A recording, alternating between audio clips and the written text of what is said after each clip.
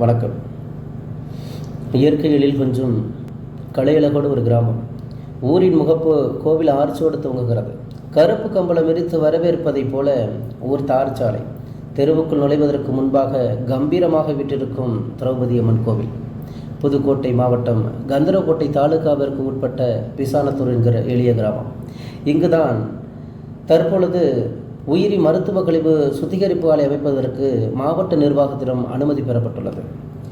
பஞ்சாயத்து தலைவர் உட்பட வார்டு உறுப்பினர்கள் அனைவரும் ஆலைக்கு ஆதரவாக தீர்மானம் நிறைவேற்றிய போதும் ஒரே ஒரு வார்டு உறுப்பினரின் எதிர்ப்பு காரணமாக இந்த தீர்மானம் நிறைவேற்றப்படாமல் இருக்கிறது.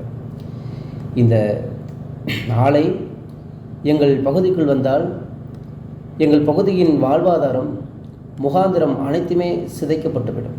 நீர்நிலைகள், காற்று, விவசாயம், மனிதர்கள், கால்நடைகள் என தலைமுறைகளாக பாதிப்புகளை ஏற்படுத்தக்கூடிய நச்சு வாயுக்களை வெளியிடக்கூடிய அந்த ஆலையை எங்கள் பகுதிக்கு வரவிடாமல் தடுப்பதே இப்பொழுது எங்களுக்கு இருக்கக்கூடிய மிகப்பெரிய போராட்டமாக இருக்கிறது.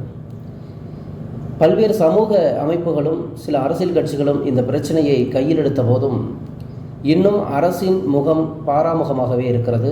பிசானத்தூர் பக்கம் காது கொடுத்து கூட கேட்பதாக தெரியவில்லை. இதற்கான சட்ட போராட்டங்களையும் மற்ற போராட்டங்களையும் தொடர்ந்து நடந்து கொண்டிருக்கின்ற பொழுதும் தமிழ்நாட்டில் இருக்கக்கூடிய ஒட்டுமொத்த மனசாட்சி உள்ள தமிழர்கள் கந்தரவக்கோட்டை பகுதியின் மீது, குறிப்பாக பிசானத்தூரில் அமையக்கூடிய இந்த ஆலையை வெளியேற்றுவதற்கு ஆதரவாக குரல் எழுப்ப வேண்டும். எங்களின் ஓலக்குரல், அபாய குரல் தமிழ்நாட்டின் மூலை முடுக்கெல்லாம் ஒழிக்க வேண்டும். அதன் மூலம் அரசின் கவனம் எங்கள் பகுதிக்கு திரும்ப வேண்டும். மாவட்ட நிர்வாகத்திற்கும் தமிழ்நாடு அரசுக்கும் எங்கள் கோரிக்கையாக வைக்கிறோம்.